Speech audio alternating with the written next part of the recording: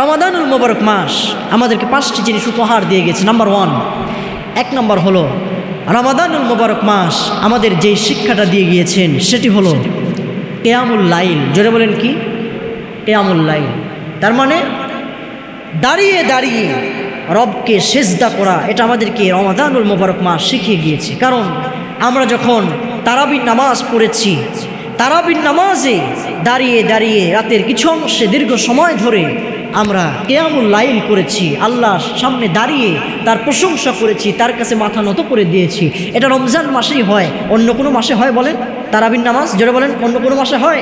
এই জন্য রমজান আমাদেরকে 1 নম্বর যেটা দিয়েছে কিয়ামুল লাইল, দাঁড়িয়ে দাঁড়িয়ে আল্লাহকে সেজদা করা। আমাদের মাঝে এখানে অনেক মানুষ আছেন যারা রমাদানুল মোবারক মাসে তাহাজ্জুদের নামাজ কেউ কাজা করেন নাই, অনেক আছে না বলেন? সেই সেহরির সময় উঠে 2 রাকাত করে 4 রাকাত 8 রাকাত 6 রাকাত নামাজ আপনারা পড়েছেন। এটা রমজান মাস আমাদের শিক্ষা দিয়েছে। রমজান মাসে যেই শিক্ষাটা আমরা অর্জন করেছি, এই শিক্ষা শুধু রমজান মাসেই নয়, আমরা বাকি 11 মাস চালাতে চাই, ঠিক কিনা? আল্লাহ পাক বললেন রমজান মাসে তোমরা যেইভাবে কিয়ামুল লাইল করেছো, তাহাজ্জুদের নামাজে দাঁড়িয়ে দাঁড়িয়ে আমাকে সিজদা করেছো, তোমরা তারাবির নামাজ পড়েছো, এইভাবে যদি তোমরা সারাটি বছর যদি পড়তে পারো, আল্লাহ পাক রব্বুল আলামিন বললেন তোমাদেরকে আমি রব্বুল আলামিন জান্নাতুল ফেরদাউস দান করবো। সুবহানাল্লাহ। তাহলে রমজান 1 নম্বর আমাদের দিয়েছে কিয়ামুল লাইল, আমরা নামাজ পড়বো নামাজ হলো জীবনের শ্রেষ্ঠ ইবাদত। এবার এটা প্রশিক্ষণের মাস, রমজান মাস আমাদের শিক্ষা দিয়েছে। সাহাবায়ে কেরামদেরকে প্রশ্ন করা হলো বান্দা কখন নিকটবর্তী হয় আল্লাহর? সাহাবায়ে কেরাম রাদিয়াল্লাহু তাআলা আজমাইন বললেন বান্দা যখন আল্লাহর নামাজে দাঁড়িয়ে যায় তখন বান্দা আল্লাহর একদম নিকটবর্তী হয়ে যায়। এমন সময় নবীজি বললেন, শুধু এখানেই শেষ নয়, আল্লাহর নবী বললেন বান্দা যখন সিজদা দিয়ে দিল, বান্দা মনে করলো আমার এই মস্তক, আমার এই মাথাটা দুনিয়ার কোনো প্রাইম মিনিস্টারের দরবারে নয়, দুনিয়ার কোনো রাজা বাদশার দরবারে নয়, একমাত্র আল্লাহ রব্বুল আলামিনের পায়ের উপরে নত করে দিলাম। সুবহানাল্লাহ। প্রিয় মুসলমান ভাইয়েরা আমার, রমজান তো আমাদের এটাই দিয়ে গেল কিয়ামুল লাইল। দাঁড়িয়ে দাঁড়িয়ে গভীর রজনীতে একজন বান্দা যখন আল্লাহকে ডেকেছিল, আল্লাহ রব্বুল আলামিন এমন একটি রব, তিনি সকল দরজাগুলি খোলা বন্ধ ছিল কিন্তু আল্লাহ রহমতের দরজাগুলি খোলা ছিল। সুবহানাল্লাহ। তাহলে আমরা 11 মাস আমরা দাঁড়িয়ে দাঁড়িয়ে কিয়ামুল লাইল করবো তো ইনশাল্লাহ, করবো তো ইনশাল্লাহ। প্রিয় ভাই সব বলি ইনশাআল্লাহ। কিয়ামুল লাইল আমাদের দিয়েছে। নাম্বার 2 নম্বর, রমাদানুল মোবারক মাস আমাদের যেই জিনিস দিয়েছে সেটা হলো রমাদানুল মোবারক মাস আমাদেরকে সাদাকা কিভাবে করতে হয় এটা শিক্ষা দিয়েছে। সুবহানাল্লাহ। কারণ রমজান মাসে আমরা যখন সুবহে সাদিক থেকে সূর্যাস্ত পর্যন্ত না খেয়েছিলাম, কার ভয়ে? জোরে বলেন তো? আল্লাহর ভয়ে। আমাদের যে ক্ষুধার যন্ত্রণা, আমাদের যে পিপাসা, আমাদের যে কষ্ট, এটা একমাত্র করেছিলাম আল্লাহর জন্য, ঠিক কিনা? এই যে আমরা 16-17টি ঘন্টা না খেয়েছিলাম, আমাদের যে কষ্ট হয়েছে, আমরা যে কষ্ট পেয়েছি, আল্লাহ বুঝাচ্ছে যে পৃথিবীর ইমানদার মুসলমানরা তোমরা শুনে নাও, এই রমজানুল মোবারক মাসে তোমাদেরকে বিধানটা দিয়েছি, এই সিয়াম পালন করেছো, তোমরা বুঝেছো যে তোমরা একদিন না খেয়ে থাকলে কতটা কষ্ট হয়। তাহলে তোমার সমাজে যারা অভাব অনটন, যারা এতিম মিসকিন অসহায় অবস্থায় থাকবে, তাহলে তারা 11টি মাস তারাও জীবনযাপন করবে, 3 মুঠো ভাত তারা খেতে পারবে না ঠিক মতো। তাহলে আল্লাহ পাক চোখে ইঙ্গিত দিয়ে বুঝাচ্ছে যে এই রমাদানুল মোবারক মাস থেকে শিক্ষা গ্রহণ করতে হবে, যে রমজান তোমাদের এটা শিক্ষা দিল যে তোমরা যে সিয়াম পালন করার কারণে তোমাদের কষ্ট হয়েছিল, তাহলে 11টি মাস তোমাদের সমাজে যারা প্রভাবশালী মানুষ আছেন, আল্লাহ পাক বোঝাচ্ছেন যে তারাও এতিম মিসকিন, তারা ঠিকমতো খাবার পায় না, অসহায় অবস্থায় জীবনযাপন করে, তাদের কাছে সহযোগিতা করার দরকার আমাদের আছে না নাই? রমজান এটা আমাদের শিক্ষা দিয়ে গিয়েছে। সুবহানাল্লাহ বলি। রমজানুল মোবারক মাসে আমরা দান করি, দান সাদাকা আমরা বেশি করি, কারণ সাদাকাতু তারাক্তুল বালা, সদকা করলে, দান করলে বালা মুসিবত আল্লাহ দূর করে দেয়। রমজানুল মোবারক মাস থেকে আমরা এটা শিক্ষা নিয়েছি। কারণ আল্লাহ পাক নামাজের কথা যেখানে বলেছে সেখানেই যাকাতের কথা বলেছে। কারণ হলো, সিগনিফিকেন্সটা হলো যে রমজান এই মানে নামাজের পরে যাকাতের কথা বলার কারণ হলো, একজন ক্ষুধার্ত বান্দা যখন নামাজে দাঁড়াবে তখন তার ক্ষুধার যন্ত্রণার কথা, তার বিবি বাল বাচ্চা আহালরা না খেয়ে আছে, এই চিন্তা যখন নামাজের ভিতরে আসবে, তখন নামাজ খুশু আর খুদুর সঙ্গে যখন আসবে না, তখন আল্লাহ পাক বুঝাচ্ছে যে পৃথিবীর মানুষ তোমরা শুনে নাও, তোমরা যেই নামাজে দাঁড়ানোর পরে একজন অভাবী মানুষ যখন নামাজে দাঁড়াবে, তখন ক্ষুধার যন্ত্রণায় যখন নামাজে দাঁড়াবে, তখন কি নামাজে মন আসবে? ভাই জোরে বলেন, নামাজে মন আসবে?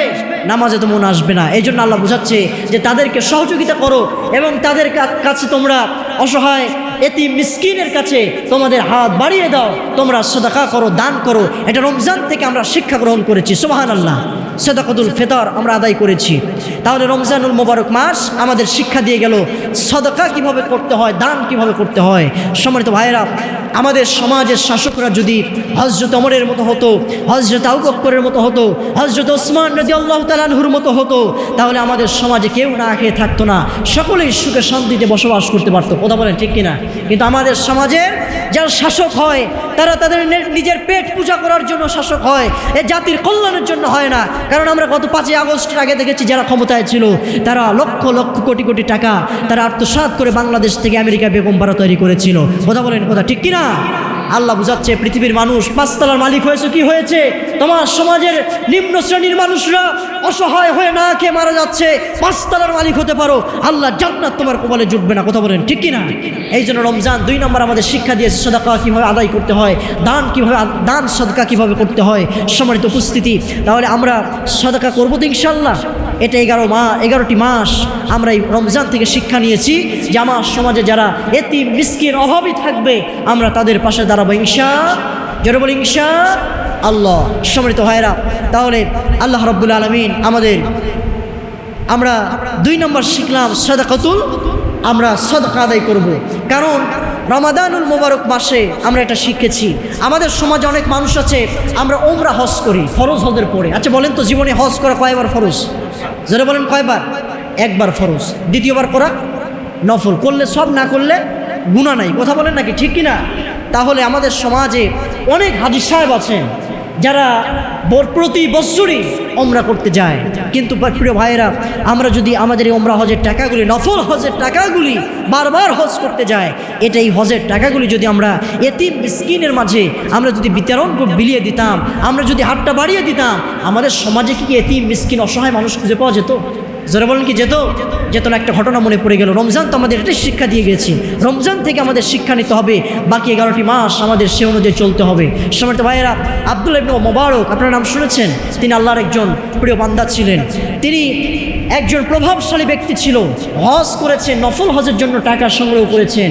এমন সময় তার সন্তান ছিল, সেই সন্তানটি প্রতিবেশী একটা সন্তানের সঙ্গে খেলাধুলা করার জন্য গিয়েছে। হঠাৎ করে সেই প্রতিবেশী ছিল একদম নিম্ন শ্রেণীর মানুষ, দিন এনে দিন খায়, ঠিকমতো খাবার রান্নায়, সেই রান্না চুলায় আগুন জ্বলে না। আব্দুল্লাহ ইবনে মুবারকের ছেলে যখন সেই ছোট্ট বাচ্চার সঙ্গে খেলাধুলা করতে করতে ওই গরিব মানুষের বাড়িতে গেলেন, আব্দুল্লাহ ইবনে মুবারকের ছেলেকে তারা কি যেন রান্না করেছে, সেই আব্দুল্লাহ ইবনে মুবারকের ছেলেকে তারা খেতে দিলেন না। তারা বললেন, এই খাবার তোমার জন্য নয়।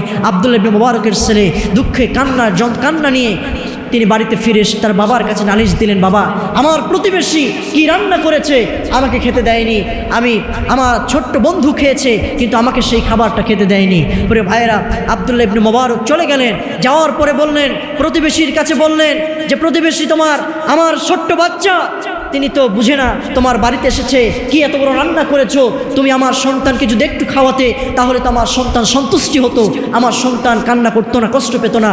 আব্দুল্লাহ ইবনে মুবারকের এই কথাটা শুনে সেই গরিব মানুষটি বললেন, ওই গরিব মানুষের প্রতিবেশীর জবান থেকে সঙ্গে সঙ্গে কথা বেরিয়ে আসলো, আব্দুল্লাহ ইবনে মুবারক শুনে নাও, তুমি তো এই সমাজের প্রভাবশালী একজন ব্যক্তি, তুমি একজন ধনী মানুষ, আমি তো একজন নিম্ন শ্রেণীর মানুষ, তুমি শুনে নাও, এই খাবার আমার সন্তানের জন্য, আমার আহালের জন্য, আমার পরিবারের জন্য জায়েজ, কিন্তু তোমার পরিবার, তোমার সন্তানের জন্য হারাম। আমার সন্তানের জন্য, আমার পরিবারের জন্য এই খাবার জায়েজ আছে, তোমার জন্য হারাম।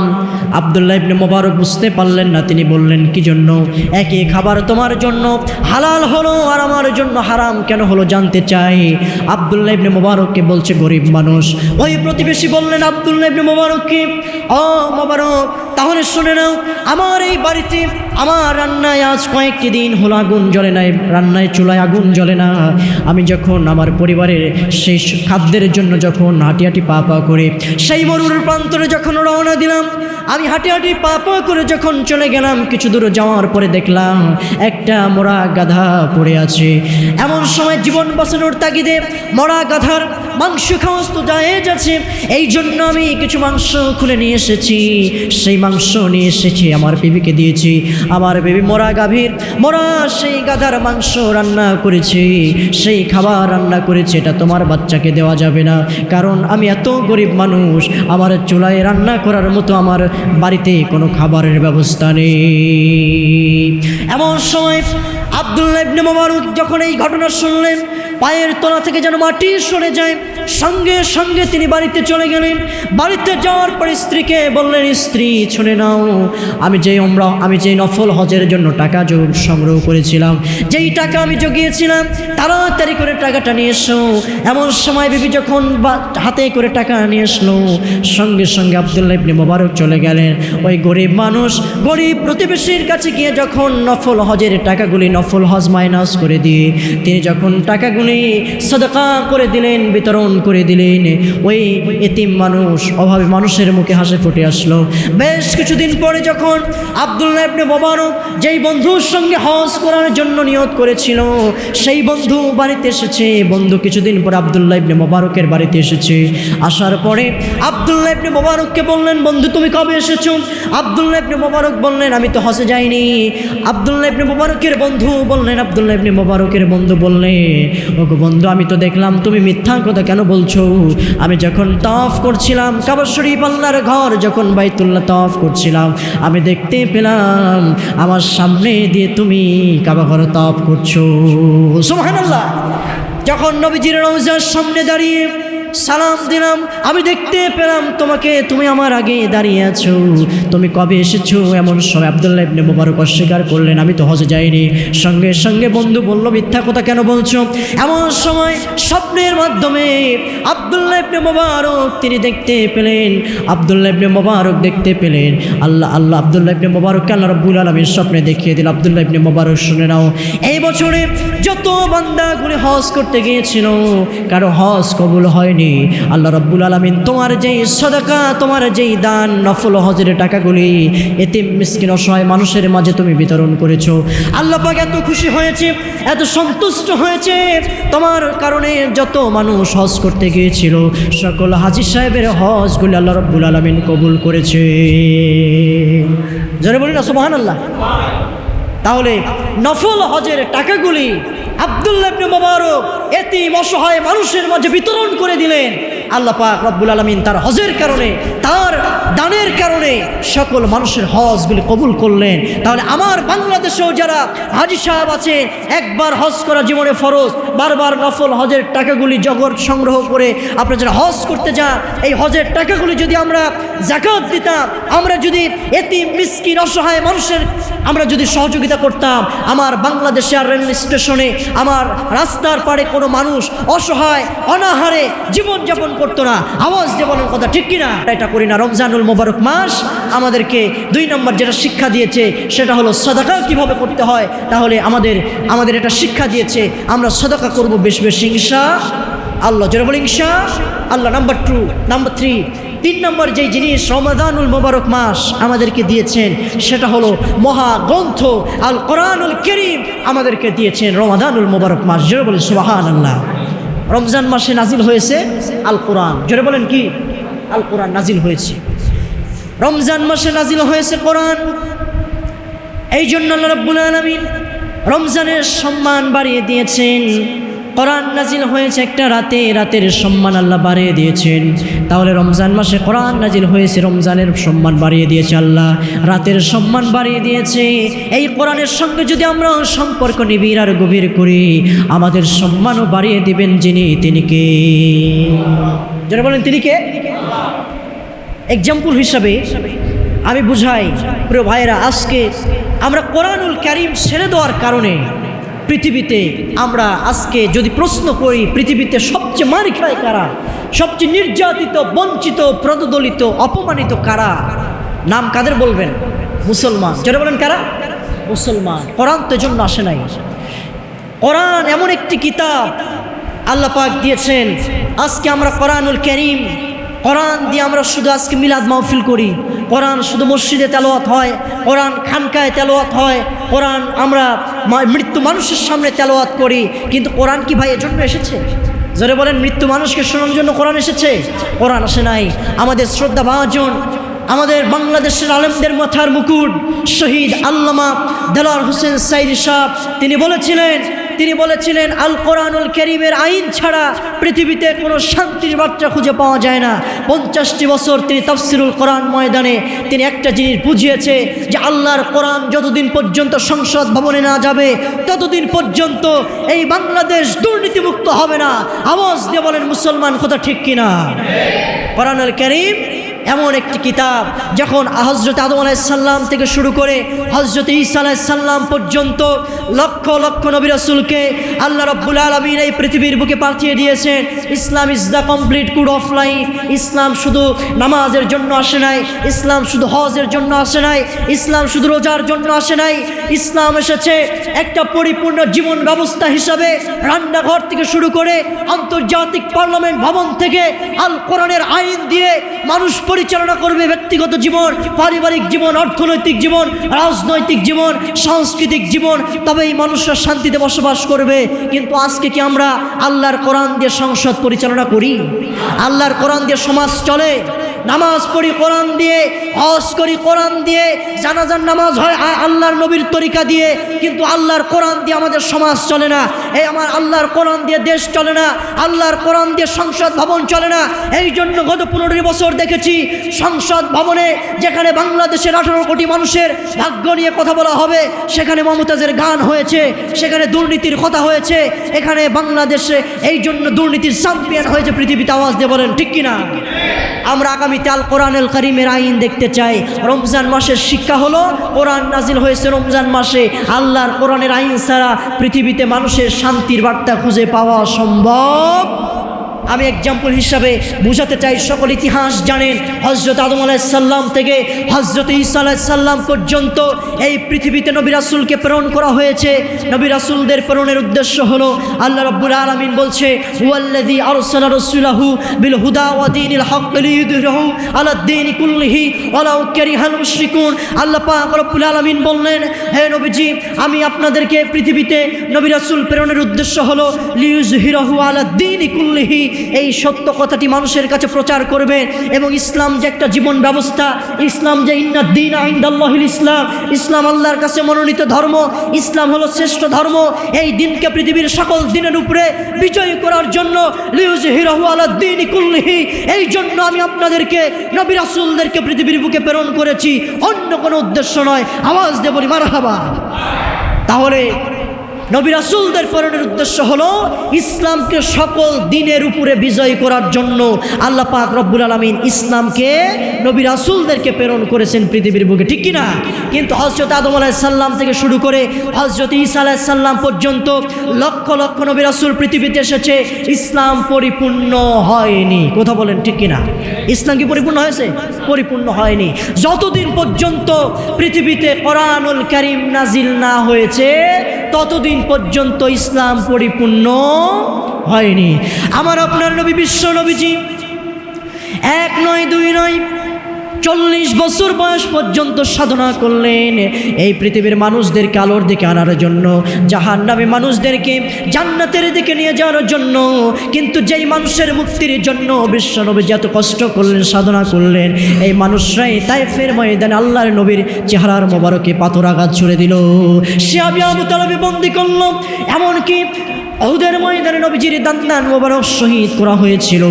আমার আপনার নবী যখন আল্লাহ রাব্বুল আলামিন 40 বছর বয়স পর্যন্ত বিশ্ব নবী চেষ্টা করলেন, এই জাতিকে যখন সমাধান সঠিক পথে আনতে সক্ষম হলেন না, আল্লাহ রাব্বুল আলামিন নবী রাসূলদেরকে যেই উদ্দেশ্যে প্রেরণ করেছিল ইসলামকে বিজয়ী করার জন্য, আল্লাহর নবী যখন সম্ভব হলো না বিশ্ব নবীর দ্বারা, 40 বছর বয়স পর্যন্ত আল্লাহর নবী সাধনা করলেন।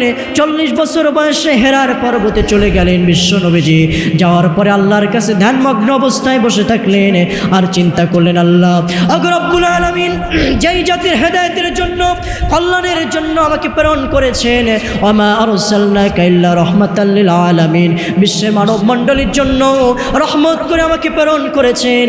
এই মানুষদেরকে যদি সঠিক পথে আনতে না পারে, যদি আমি এই মানুষদেরকে জাহান্নামী মানুষদেরকে জান্নাতের সন্ধান না দিতে পারি, আলোর দিকে না নিয়ে আসতে পারে, কিয়ামতের ময়দানে আসামির কাঠগড়ায় দাঁড়িয়ে যদি আপনার কাছে জবাবদেহি করতে হয়, আমি তো জবাব দিতে পারবো না। এই জন্য আল্লাহর নবী চলে গেলেন হেরার পর্বতে। জোরে বলেন কিসের পর্বতে? কোথায় গেলেন? হেরার পর্বতে যাওয়ার পরে আল্লাহ রাব্বুল আলামিন বললেন, জিবরাইল চলে যাও, ওহীর বাণী আল কোরআনুল কারীম নিয়ে নেমে যাও। বিশ্ব নবীর কাছে হযরত জিবরাইল সাল্লাল্লাহু আলাইহি ওয়াসাল্লাম চলে আসলেন। কোরআনুল কারীমের আয়াত নিয়ে পড়ো, বিসমি রাব্বিকাল্লাযী খলাক। হযরত জিবরাইল বললেন, ইকরা পড়ুন, ইকরা পড়ুন। আল্লাহ নবী পড়েন না। আল্লাহ নবী কি করেন না? পড়েন না। তাফসীর কারকরা এখানে বলেছেন ইকরা। জিবরাইল সাল্লাম এসে বললেন, ইকরা পড়ো। আল্লাহ নবী বললেন যে কি পড়বো, আমি তো কিছু বুঝি না। জিবরাইল খালি ঠেলতেছে, ইকরা পড়ুন, পড়ুন, ইকরা পড়ুন, বলুন।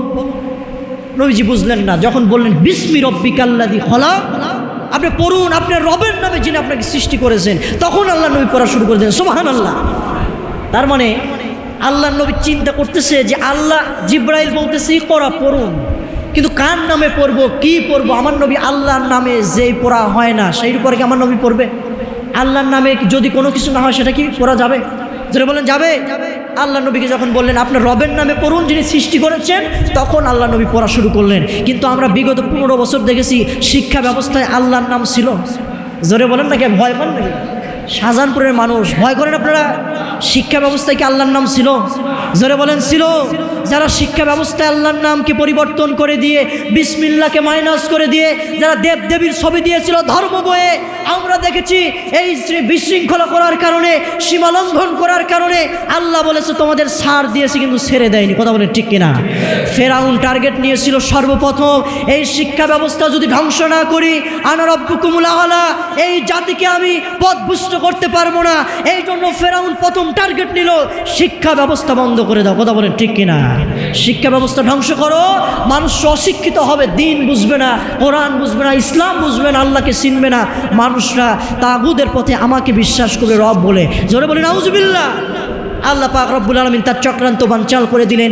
বর্তমানে আমরা দেখেছি 15 বছরে আল্লাহর নাম আমরা দেখেছি হাজার হাজার লক্ষ লক্ষ কোটি টাকা ইংরেজি শেখার জন্য, বাংলা শেখানোর জন্য প্রাইমারি স্কুলে বেতন দেওয়া হয়, কলেজ ইউনিভার্সিটিতে বেতন দেওয়া হয়, আর যেখানে আল্লাহর কোরআন শেখানো হয় সেখানে কোনো বেতন নাই। কথা বলেন ঠিক কিনা?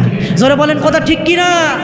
যেহেতু আমার কথা হচ্ছে রমজান আমাদের কোরআন দিয়ে গেছে, কোরআনটা কেমন কিতাব, এই কোরআনুল কারীম নাজিল হয়নি, ইসলাম পরিপূর্ণ হয়নি। 40 বছর বয়সে আল্লাহ নবীর উপরে কোরআন নাজিল হলো, 40 থেকে শুরু করে 63 বছর বয়স পর্যন্ত মাত্র 23 বছর। সবাই বলেন কয় বছর?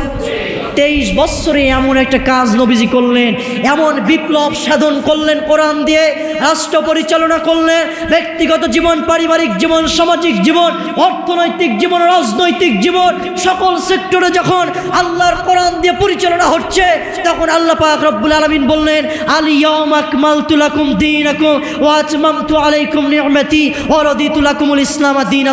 আল্লাহু আকবার। নবীজি হাজার হাজার নবী রাসূল, হযরত ঈসা, হযরত আদম আলাইহিস সালাম থেকে শুরু করে হযরত ঈসা আলাইহিস সালাম পর্যন্ত এই পৃথিবীতে ইসলামকে পরিপূর্ণ করার জন্য, বিজয়ী করার জন্য লক্ষ লক্ষ নবী রাসূলকে আমি আল্লাহ রাব্বুল আলামিন প্রেরণ করেছি। সাকসেস হয়নি, সম্ভব হয়নি। কিন্তু কোরআন যতদিন নাজিল না হয়েছে ইসলাম পরিপূর্ণ হয়নি। কোরআন নাজিল হয়েছে 40 বছর, এই কোরআন দিয়ে 23 বছর 63 বছর পর্যন্ত মাত্র 23 বছর সাধনা করেছে, আমি ইসলামকে মনোনীত করেছি। জোরে বলি সুবহানাল্লাহ। তাহলে কোরআন নাজিল হয়নি, ইসলাম পরিপূর্ণ। জোরে বলেন ইসলাম পরিপূর্ণ। তাহলে কোরআন ছাড়া, কোরআনের আইন ছাড়া কি মানুষ আসলে পরিপূর্ণ মুত্তাকি হতে পারে? কোরআন ছাড়া দেশ দুর্নীতি মুক্ত হতে পারে? কোরআন ছাড়া সমাজ দুর্নীতি মুক্ত হতে পারে? তাহলে সম্মানিত ভাইয়েরা, কোরআন নাজিল হয়নি, ইসলাম পরিপূর্ণ হয়নি, কোরআনের আইন চালু হয়নি, ইসলাম পরিপূর্ণ হয়নি। বাংলাদেশেও কোরআনের আইন কি এখন আছে? জোরে বলেন আছে। তাহলে ইসলাম কি পরিপূর্ণ আছে?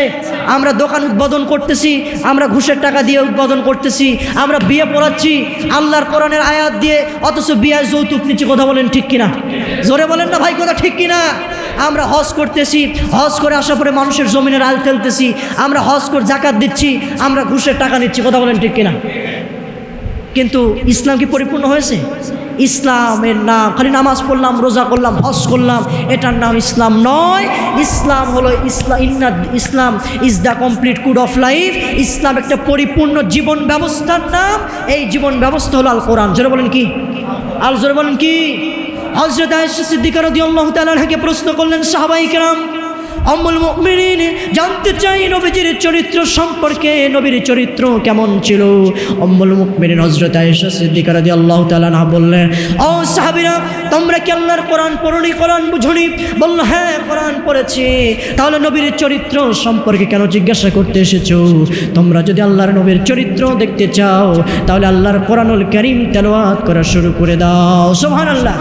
আল্লাহর নবীর চরিত্র হলো আল্লাহর কোরআন। জোরে বলেন কি? আল্লাহর কোরআন। তোমরা কোরআনে এই কাগজের পাতায় লেখা আছে আল্লাহর কোরআনের আয়াত। তোমরা যদি কোরআন প্র্যাকটিক্যাল কোরআন এক্সাম্পল কোরআন দেখতে চাও, বিশ্ব নবীর দিকে লক্ষ্য করো, তোমরা আল্লাহর কোরআনুল কারীম দেখতে পাবে। সুবহানাল্লাহ। নবীজির 63 বছর জিন্দেগি হলো আল্লাহর কোরআন। জোরে বলি সুবহানাল্লাহ। তাহলে আল্লাহর নবী কোরআনের বিপ্লব সাধন করলেন, ইসলাম পরিপূর্ণ হলো। আমার বাংলাদেশেও আজকে আল্লাহর কোরআনের আইন নাই, যার কারণে ইসলাম পরিপূর্ণ হয়নি। ঠিক কিনা? জোরে বলেন ঠিক কিনা? যদি মুসলমানের খাতায় নাম লেখাতে চান তাহলে আসুন আজ থেকে শপথ গ্রহণ করুন যে রমাদানুল মোবারক মাস আমরা পেয়েছি। রমজান আমাদেরকে কোরআনুল কারীম দিয়েছে। রমাদানুল মোবারক মাসে আমরা কোরআন পড়েছি। কোরআন শুধু পড়লেই হবে না, এই কোরআন দিয়ে ব্যক্তিগত জীবন থেকে শুরু করে আন্তর্জাতিক পার্লামেন্ট ভবন থেকে পর্যন্ত আল্লাহর কোরআন দিয়ে আমরা পরিচালনা আগামীতে করতে চাই। কথা বলেন মুসলমান ঠিক কিনা? এই চিন্তা যদি আপনার ভিতরে কাজ করে তাহলে নামাজ পড়লে নামাজ হবে, হজ করলে হজ হবে, জাকাত দিলে জাকাত হবে। আল কোরআন এই সমাজে প্রতিষ্ঠা হোক, এই দেশে প্রতিষ্ঠা হোক, কায়েম হোক। এই চিন্তা যদি মুসলমানের ভিতরে না থাকে, যদি নামাজির ভিতরে না থাকে, হাজির ভিতরে না থাকে, ওই হাজির হজ কিয়ামতের ময়দানে আল্লাহ তার মুখের উপরে ছুঁড়ে দিবে। ওই নামাজির নামাজ আল্লাহ সেই মুখের উপরে ছুঁড়ে দিবে। তোমার নামাজের দরকার নেই, হজের দরকার নেই, কারণ আল্লাহর কোরআন প্রতিষ্ঠিত হোক তুমি চাওনি। বিশ্বনবীকে বলা হয়েছিল মসজিদে ঢুকেন, নামাজ পড়েন, জিগিরাজগার করেন, এই মদিনার সবচেয়ে ধনী লোক বানিয়ে দেওয়া হবে, মদিনার সুন্দরী মেয়ের সঙ্গে বিয়ে দেওয়া হবে। বিশ্বনবী বলেছিল ইম্পসিবল, অসম্ভব। এক হাতে চন্দ্র এক হাতে সূর্য যদি এনে দেওয়া হয় তবুও দিন কায়েমের পথ থেকে, আল কোরআনের বিজয় থেকে, কালেমার পথ থেকে আমি সরে দাঁড়াবো না। আপনিও যদি নবীর উম্মত হয়ে থাকেন, মুসলমান দাবি করে থাকেন, যদি ইমানদার হয়ে থাকেন, তাহলে আসুন আজ থেকে প্রতিজ্ঞা করি দিন কায়েমের জন্য আল কোরআন আর মসজিদে নয়, আগামী যেই সংসদ নির্বাচন আসতেছে, আগামী সংসদ নির্বাচনে যারা আল্লাহর কোরআন দিয়ে এই দেশ পরিচালনা করতে চায়, আমরা তাদেরকে আমরা প্রতিনিধি হিসাবে আমরা সেই বাংলাদেশের সংসদ ভবনে আমরা পাঠাতে চাই। কারা কারা আমরা রাজি আছি কিনা দু হাত তুলে আল্লাহকে দেখিয়ে দেই। আমরা রাজি আছি তো? ইনশাল্লাহ আমরা রাজি আছি। আল্লাহর কোরআনের আইন ছাড়া মানুষের সফলতা, মানুষের মুক্তির পথ হতে পারে। মানুষের সফলতা, মানুষের ভাগ্যের ভালো যদি হতো কোরআন ছাড়া, তাহলে কোরআন নাজিলের প্রয়োজন হতো না। কোরআন নাজিলের, তাহলে আল্লাহর কোরআন ছাড়া সফলতা অর্জন করা সম্ভব। মানুষের তৈরি করা আইন, মানুষের তৈরি করা নীতি, সকল কিছু মাটির সঙ্গে পিষে ফেলে, পায়ের সঙ্গে পিষে ফেলে আমরা দিন কায়েমের জন্য কাজ করবো ইনশাআল্লাহ। জোরে বলি ইনশাআল্লাহ। পৃথিবীতে একটা কথা মনে রাখবেন, পৃথিবীতে হযরত আদম আলাইহিস সালাম থেকে পৃথিবীতে যত নবী রাসূল এসেছে, সকল নবী রাসূলের একটাই মিশন ছিল, একটাই দায়িত্ব ছিল, আল্লাহর কোরআন দ্বীন ইসলামকে রব্বাকা ফাকাব্বির, আল্লাহর তাকবীরকে জমিনে কায়েম করা। ঠিক কিনা? মানুষের তৈরি নবীজি কাবা শরীফে 313টি মূর্তি, 360টি মূর্তি। নবীজি চিন্তিত, এই কাবা শরীফ থেকে মূর্তি যদি আনতে না পারি তাহলে নামাজ পড়ে কাজ হবে। নামাজ পড়লে বিশ্বনবী চিন্তা করলেন কিভাবে মূর্তি সরানো যায়। আসলে রাষ্ট্রীয় পাওয়ার যদি না থাকে, আপনি যখন রাস্তায় চলবেন, এই যে ইরির মৌসুম, ইরির ভিয়ে যখন রাতের গভীরে আপনি চলাচল করবেন, তাহলে আপনার হাতে কিন্তু দুইটা জিনিস প্রয়োজন। জোরে বলেন তো ভাই, বুদ্ধিমান যদি হন কয়টা জিনিস? আপনারা অনেকে কৃষক আছেন, ইরির ভিয়ে যখন রাতের বেলা যাবেন কয়টা জিনিস দরকার বলেন তো? 1 নম্বরে লাইট লাগবে, মাশাআল্লাহ। 2 নম্বরে লাঠি লাগবে। আলহামদুলিল্লাহ, আপনারা বগুড়ার মানুষ, আলহামদুলিল্লাহ। কোরআন প্রেমিক, কোরআন এইখানে আল্লামা দেলাওয়ার হোসেন সাঈদী সাহেব কথা বলেছেন, উর্বর ভূমি বগুড়া, উত্তর উত্তরবঙ্গ থেকে ইসলামের জয়গান শুরু হবে বলি ইনশাআল্লাহ। প্রিয় ভাইয়েরা, লাইট লাগবে এই কারণে যে আধারে আপনি যখন চলছেন নির্ভীর আল দিয়ে, তখন একটা সাপ বিচ্ছু থাকতে পারে, আপনার শরীর দংশন করতে পারে। আপনাকে আইডেন্টিফাই করার জন্য কিন্তু লাইট প্রয়োজন। জোরে বলেন কি? লাইট হলো কোরআন। জোরে বলেন কি? লাইট না হলে আপনি সেই জীবজন্তু, সেই পশু, সেই অপরাধগুলি দেখতে পাবেন না, কোনটা হক কোনটা বাতিল। আল্লাহর কোরআন হলো লাইট। জোরে বলেন কি? নূর শব্দের অর্থ আলো। আল্লাহ পাক বলেন ফুরকান, মানে সত্য মিথ্যার পার্থক্য করে দিবে, কোনটা সত্য কোনটা মিথ্যা, কোনটা তাগুদের পথ, কোনটা মানুষের তৈরি করা পথ, আর কোনটা আল্লাহর পথ, এটা শিক্ষা দিবে আল কোরআন। জোরে বলেন কি? এই জন্য লাগবে কোরআন, লাইট। লাইট আমাদের সমাজে আছে, ঠিক কিনা? আমরা জানি ওজনে কম দেওয়া খারাপ, খাদ্যে ভেজাল দেওয়া যাবে না, রাষ্ট্রীয় সম্পদ বিদেশে পাচার করা যাবে না, জমিনের আইল ফেলা যাবে না, সব জানি। আমরা লাইট পেয়েছি, আমরা দেখছি এখানে এখানে সাপ আছে, কিন্তু এখন লাগবে লাঠি। জোরে বলেন কি? লাঠি না হলে কি সাপ মারতে পারবেন? জোরে বলেন পারবেন? আমাদের লাইট আছে কিন্তু বাংলাদেশে লাঠি নাই। লাঠি মানে বলেন তো কি? রাষ্ট্রীয় শক্তি। জোরে বলেন কি? আরে জোরে বলেন না ভাই কি? রাষ্ট্রীয় শক্তি যদি হতো, আর ওই পার্লামেন্ট ভবন থেকে যদি হুঙ্কার দিয়ে বলা হতো এই বাংলাদেশে সুদ চলবে না, বাংলাদেশে জেনা ব্যভিচার চলবে না, ধর্ষণ চলবে না, এই বাংলাদেশে নেশা মদ জুয়া চলবে না, অশালীন চলবে না, সকল প্রকার অবৈধ কাজ বন্ধ করতে হবে, বন্ধ করতে হবে, নামাজের আইন পাশ করতে হবে, এমনকি জাকাতের বিল উত্থাপন করতে হবে, সৎ কাজের আদেশ, অন্যায় কাজে বাধা দিতে হবে। ওই লাঠি রাষ্ট্রীয় শক্তি যখন সংসদ ভবন থেকে আমাদের সংসদ সদস্যরা যদি হুঙ্কার দিয়ে এই কথা বলতো, বাংলাদেশ মুহূর্তের ভিতরে 24 ঘন্টা লাগতো না, 1 ঘন্টার মধ্যে এই বাংলাদেশ পরিবর্তন হয়ে যেত। মুসলমান আওয়াজ দিয়ে বলেন কথা ঠিক কিনা? আজকে দুর্ভাগ্যজনক হলেও সত্য, আজকে 20 কোটি মুসলমানের দেশ বাংলাদেশ, শাহজালাল, তিতুমির, খানজাহান, শরীয়তুল্লাহর এই বাংলাদেশে আল্লাহ পাক আমাদের লাইট দিয়েছেন কোরআন। আমরা দেখছি এটা অপরাধ, এটা অন্যায়, এটা ব্যভিচার। আমার দেশে 8 বছর 7 বছরের মেয়েকে, শিশু বাচ্চাকে ধর্ষণ করা হয়। এই ধর্ষণ করার পরে সেই ধর্ষিতা মারা যায়, ধর্ষকের বিচার হয় না। আওয়াজ দিয়ে বলেন ঠিক কিনা? আমরা আজকের এখান থেকে বলতে চাই, যারা ধর্ষণ করবে আগামীতে, যারা গত বছরে গত সময়ে যারা ধর্ষণ করেছে, যাদের বিচার এখনো হয়নি, এই বাংলাদেশে 18 কোটি মুসলমানের সামনে যদি একটাল কোরআনের আইন, ধর্ষণ করলে যদি যুবক ধর্ষণ করে তাহলে ধর্ষণের পরিবর্তে তাকে সর্বোচ্চ শাস্তি মৃত্যুদণ্ড দিতে হবে। মানুষকে যদি হত্যা করে কিসাস, আল্লাহ পাক বলেছেন কুতিবা আলাইকুমুস সিয়াম কুতিবা আলাইকুমুল কিসাস, একই স্টাইলে বলেছে তোমরা সিয়াম পালন করো, তোমরা হত্যার পরিবর্তে হত্যা করো। আজকে পৃথিবীতে যারা মানুষ হত্যা করেছে, অতীতে যারা শহীদ করেছে, শহীদ আল্লামা দেলোয়ার হোসেন সাইদি সাহেবকে শহীদ করেছে, আবু সাইদকে শহীদ করেছে, মুগ্ধকে শহীদ করেছে, হাজার হাজার শহীদ ছাত্রদেরকে যারা সেই গণকবর দিয়েছে গণভবনে, তাদেরও হত্যার পরিবর্তে হত্যা করতে হবে। এই আন্দোলন, এই আইন যতদিন পর্যন্ত পাশ না হবে ততদিন পর্যন্ত আমরা বাড়িতে ফিরে যাব না। আওয়াজ দিয়ে বলেন ঠিক কিনা? এটা আমাদের ইমানি দাবি। জোরে বলেন কিসের দাবি? কোরআনের আইন। হত্যার পরিবর্তে হত্যা, যারা মানুষ হত্যা করেছে, যারা আয়না ঘর তৈরি করেছে, এদেরকেও নিয়ে আয়না ঘরে রেখে হত্যার পরিবর্তে হত্যা করার দরকার আছে না নাই?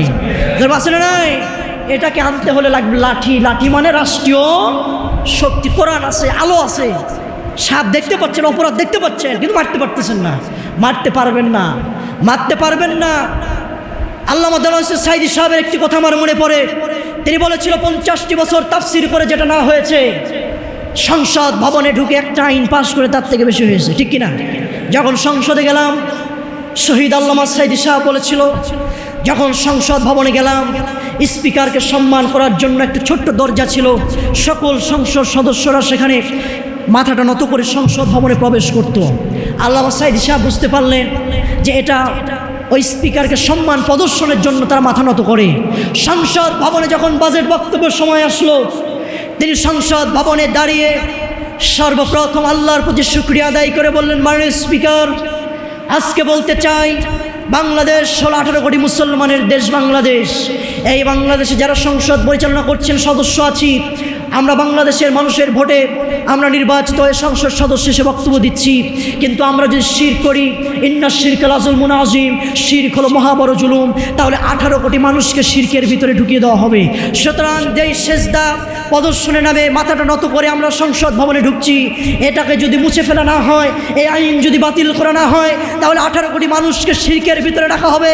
শিরক যে ব্যক্তি করবে, শিরক করার কারণে আল্লাহ পাক মানুষের আমল কবুল করবে না, মানুষকে মাফ করবে না, এটাকে মুছে ফেলে দেওয়া হোক। আল্লামা দেরওয়ার সাইদি সাহেবের কথা শোনা মাত্রই স্পিকার সাহেব মুহূর্তের ভিতরে এটাকে উপস্থাপন করে সংসদ সদস্যদের পরামর্শে এটাকে মুছে ফেলা দেওয়া হয়েছে। আল্লাহু আকবার, আল্লাহু আকবার। তাহলে এমন সৎ যোগ্য নেতৃত্ব শাসক আমরা আগামীতে দেখতে চাই, তাহলে আমাদের বাংলাদেশ পরিবর্তন হয়ে যাবে। এই বাংলাদেশে আল্লাহ রহমত নাজিল হবে, বলি ইনশাআল্লাহ, জোরে বলি ইনশাআল্লাহ। গতকাল রিকশায় উঠলাম, জোরে বলেন কিসে? রিকশায় উঠার পরে রিকশাওয়ালা বলছে, হুজুর এইবার জমিনের যে ফসল হচ্ছে আল্লাহ দিয়েছে আলহামদুলিল্লাহ, কোনো আযাব গজব নাই। হুজুর জানেন কেন এত ফসল হচ্ছে? একটা মূর্খ মানুষ তিনি বলতেছে যে আমাদের দেশে 15টা বছর ধরে একটা জালিম পাথর মানুষের মাথার উপরে চেপে বসেছিল, যারা আলেমদেরকে হত্যা করেছে, যারা নিরীহ মানুষকে রক্ত নিয়েছে। এই জালিম শাসকের কারণে আল্লাহ পাক পৃথিবীতে গজব দিয়েছে, এটাই যে আল্লাহ রিজিকের দরজাগুলি বন্ধ করে দিয়েছিল। আর আল্লাহ পাক এইবার জমিনে যে ফসলগুলো দিয়েছে, আপনাদের এলাকায় আলু আছে না? আলু আছে না? কয় টাকা কেজি আলু? কয় টাকা কেজি? 100 টাকার কেজি আলু, 10 টাকা কেজি, ঠিক কিনা? আলু রাখার জায়গা নাই, জমিনের ফসল আলহামদুলিল্লাহ এত পরিমাণ ফসল হয়েছে। আল্লামা সাইদি সাহেব বলেছিল, আমার দেশে খাদ্যের অভাব নেই, আমার দেশে গাছে গেলে ফল পাওয়া যায়, মাঠে গেলে ফসল পাওয়া যায়। আমার বাংলাদেশে অভাব হলো সৎ যোগ্য এবং সাহসী নেতৃত্বের অভাব। সৎ যোগ্য সাহসী নেতৃত্ব যখন সংসদে যাবে, এই দেশটা সোনার টুকরায় হয়ে যাবে। সুবহানাল্লাহ। তাহলে আগামীতে আল কোরআনুল কারীম আমরা সংসদ ভবনে দেখতে চাই, যারা বলি তাহলে আল্লাহ পাক রব্বুল আলামিন রমজান মাসে আমাদের 3 নম্বর যে জিনিস দিয়েছে সেটা হলো আল কোরআন। যারা বলেন কি? আল কোরআন। তাহলে কোরআন পড়বো, কোরআন বুঝবো এবং কোরআন দিয়ে জীবন পরিচালনা করব। আমরা কোরআন দিয়ে সংসদ গড়ব, তাহলে এবং কোরআন মানুষের কাছে প্রচার করব, তাহলে এই দেশটাকে সোনার টুকরা বানিয়ে দিবেন যিনি, তিনি কে? যারা বলেন কে? নাম্বার 4 নম্বর, রমাদানুল মুবারক মাস আমাদের যেটা দিয়েছে সেটি হলো লাআল্লাকুম তাত্তাকুন। আমাদেরকে মুত্তাকি বানিয়েছে। জোরে বলি সুবহানাল্লাহ। আমাদের কি বানিয়েছে? মুত্তাকি। এই যে আল্লাহ পাক বললেন না যে নামাজ দিয়েছি এজন্য যাতে তোমরা মুত্তাকি হতে পারো, হজ দিয়েছি যাতে তোমরা মুত্তাকি হতে পারো, আমি যাকাত দিয়েছি যাতে তোমরা মুত্তাকি হতে পারো। কারণ নামাজ বলেন, হজ বলেন, যাকাত বলেন, সব কিছু মানুষকে দেখানোর জন্য করা যায়, ঠিক কিনা? আপনি নামাজে দাঁড়িয়েছেন, আপনাকে পাক্কা মুসল্লি বলবে, মানুষ নামাজি বলবে, লোক দেখানোর জন্য নামাজ পড়া যায়। হজ করতে গিয়েছেন, মানুষ আলহাজ বলবে, হাজি সাহেব বলবে, এই জন্য লোক দেখানোর জন্য নামাজ পড়া যায়। দান করছেন, আপনি কিছু দান করেই আপনি স্ট্যাটাস মারছেন, যমুক ব্যক্তি এত বড় দানবী দান করছে, হাজার হাজার টাকা জাকাতের মাল দান করতেছে, এটা মানুষকে দেখানোর জন্য দান করা যায়, ঠিক কিনা? কিন্তু আল্লাহ পাক কেন বললেন কুতিবা আলাইকুমুস সিয়াম কামা কুতিবা আলাল লাযিনা মিন ক্বাবলিকুম লাআল্লাকুম তাত্তাকুন? রমজান তো আমাদের শিখিয়েছে কিভাবে আল্লাহকে ভয় করতে হয়, ঠিক কিনা? লাআল্লাকুম তাত্তাকুন, যাতে তোমরা মুত্তাকি হতে পারো। তার মানে সুবে সাদিক থেকে সূর্যাস্ত পর্যন্ত 16-17 ঘন্টা 18 ঘন্টা আমরা না খেয়েছিলাম। কার জন্য? দরজা জানালা বন্ধ করে 1 গ্লাস পানি যদি আমরা পান করি, এ সমাজ দেখবে না, জাতি দেখবে না, মানুষ দেখবে না, পৃথিবী দেখবে না, কিন্তু যিনি দেখবেন তিনি কে? এই ভয় করে আমরা সকলেই সুবে সাদিক থেকে সূর্যাস্ত পর্যন্ত স্ত্রী সহবাস এবং সকল প্রকার পানাহার থেকে বিরত ছিলাম, ঠিক কিনা? তাহলে আল্লাহ পাক বললেন 1 গ্লাস পানি পান করলে না, আমার ভয়ে যে আমি তোমাকে দেখছি রুমের ভিতরে, কি কেউ দেখছে না, তাহলে আল্লাহ পাক বললেন রমজান তোমাদের 4 নম্বর যে জিনিসটি দিয়েছে সেটা হলো আল্লাহর ভয় কিভাবে করতে হয়, তাকওয়া শিখিয়েছে। সেটা হলো ব্যবসায়ীকে আল্লাহ বলছে, ও পৃথিবীর মানুষ শুনে নাও, 1 গ্লাস পানি পান করলে না পৃথিবীর মানুষ দেখবে না, কেউ দেখবে না আমার ভয়ে। তাহলে যখন ব্যবসা করতে যাবে ওজনে কম দিবে, যদি মনে করো ওজনে কম দিচ্ছি, মানুষের সঙ্গে প্রতারণা করছি, কেউ দেখছে না, কিন্তু যিনি দেখছেন তিনি কে? জমিনে রাল ঠেলতে যাচ্ছেন, মানুষকে ঢোকা দিচ্ছেন, কেউ দেখছে না, কে দেখছে? জমিনে কে দেখছে? খাদ্যে ভেজাল দিলেন, কেউ দেখলো না, কিন্তু দেখছে কে? আল্লাহ এটাই বোঝাচ্ছে যে এক গ্লাস পানি পান করলে না তুমি রোজা থেকে, কারণ এই পৃথিবীর মানুষ দেখবে না, কেউ দেখবে না, আল্লাহ দেখবে। তাহলে তুমি যদি জেনা করো, ব্যভিচার করো, হত্যা করো, মানুষের উপর জুলুম করো, অন্যায় করো, ওজনে কম দাও, খাদ্যে ভেজাল দাও, সুদ খাও, কেউ জানবে না, কিন্তু যিনি দেখবেন আর জানবেন তিনি কে? জোরে বলেন কে? এই জন্য রমজান 4 নম্বর আমাদের যে জিনিস শিক্ষা দিয়েছে সেটা হলো লাআল্লাকুম তাত্তাকুন। রমজান শিক্ষা দিয়েছে কিভাবে আল্লাহকে ভয় করতে হয়, এই ভয় করা রমজান শিখিয়েছে। জোরে বল সুবহানাল্লাহ, জোরে বল সুবহানাল্লাহ। বাকি 11টি মাস যদি আল্লাহর ভয় আমরা করি, তাহলে আমরা সকলে, আমাদের দেশে র্যাব লাগবে না, বিডিআর লাগবে না, আর্মি লাগবে না, সেনা লাগবে না, মানুষের সবাই ভালো হয়ে যাবে। জোরে বল সুবহানাল্লাহ। কারণ আল্লাহর ভয় মানুষের ভিতরে যদি আসে, সেই মানুষকে ওজনে কম দিবে, খাদ্যে ভেজাল দিবে, জমিনে ডাল ঠেলবে, মানুষের সঙ্গে খারাপ আচরণ করবে না। তাহলে রমজান 4 নম্বর শিক্ষা দিল আমাদের আল্লাহর ভয়। জোরে বলেন কার ভয়? আল্লাহর ভয়। 5 নম্বর রমাদানুল মুবারক মাস আমাদের শিক্ষা দিয়েছে সবর। জোরে বলেন কি? ধৈর্য। ধৈর্য কিভাবে ধারণ করতে হয়? আপনি যদি ধৈর্য না থাকে, আপনার যদি ধৈর্যটা না থাকে, আপনি কিন্তু সাকসেস হতে পারবেন না। পারবেন? বলেন, সাকসেস হতে পারবেন না। এজন্য নামাজ এবং ধৈর্যের মাধ্যমে সাহায্য চাইতে হবে কার কাছে? জোরে বলেন কার কাছে? এই জন্য রমজান আমাদের শিক্ষা দিয়েছে সবর ধারণ করো, ধৈর্য ধারণ করো, হতাশ হও না, নিরাশ হও না। মুমিন যদি হও, অবশ্যই আল্লাহ তোমাদের বিজয় দান করবে। সুবহানাল্লাহ। ধৈর্য ধারণ করতে হবে। সম্মানিত ভাইয়েরা, আপনাকে মানুষ একটা কথা বলেছে, আপনি তার কথার রিপ্লে তাকে আপনি আঘাত করছেন কথার দ্বারা, আপনাকে ধৈর্য ধারণ করতে হবে। নবীজি সবর ধারণ করেছে, দ্বীনের দাওয়াত দিয়েছে। যেই কাফেরদের ভালোর জন্য নবীজি তায়েফের ময়দানে গিয়েছিল, সেই কাফেররা নবীকে রক্তে রঞ্জিত করেছে। শিয়াবি আবু তালেবে বন্দি রেখেছে, তায়েফের ময়দানে রক্তে রঞ্জিত করেছে, ওহুদে দাগদান মোবারক শহীদ করেছে। কিন্তু নবীজি সেই ওহুদের প্রান্তরে তায়েফের ময়দানে যখন নবীজি রক্তে রঞ্জিত হন, আল্লাহর নবীকে জিবরাইল আলাইহিস সালাম এসে বললেন, আল্লাহর নবী, আল্লাহ পাক আপনি যদি আদেশ করেন, সেই ওহুদ পাহাড়টি এই কাফেরদের সঙ্গে, কাফেরদের মাথার উপরে রেখে তাদেরকে পিষে ফেলবে। আল্লাহর নবীর ধৈর্যতা কত বড় ছিল। নবীজি বললেন, ও ফেরেশতা, আমি যদি আল্লাহর কাছে দোয়া করি আল্লাহ এদেরকে ধ্বংস করে দাও, তাহলে আমি দ্বীনের দাওয়াত কাকে দিব? এই জন্য আল্লাহ তাদেরকে হেদায়েত দান করো, এই দোয়া করেছিলেন। আর আমরা হতাশ হয়ে যাই, নিরাশ হয়ে যাই। আমাদের উপরে যদি একটু অসুস্থ আছে, আল্লাহ পাক বলেন, ওয়ালা নাবলুওয়ান্নাকুম বিশাইইম মিনাল খাউফি ওয়াল জুই ওয়া নাকসিম মিনাল আমওয়ালি ওয়াল আনফুসি ওয়াত থামারাত। আল্লাহ পাক অবশ্যই সাবিরিন। আল্লাহ পাক বললেন, জানের ক্ষতি করে, মালের ক্ষতি করে, অর্থ সম্পদের ক্ষতি করে, গবাদি পশুর ক্ষতি করে, ফসলের ক্ষতি করে আমি তোমাদেরকে পরীক্ষা করব, তোমাদের ঈমান কতটুকু।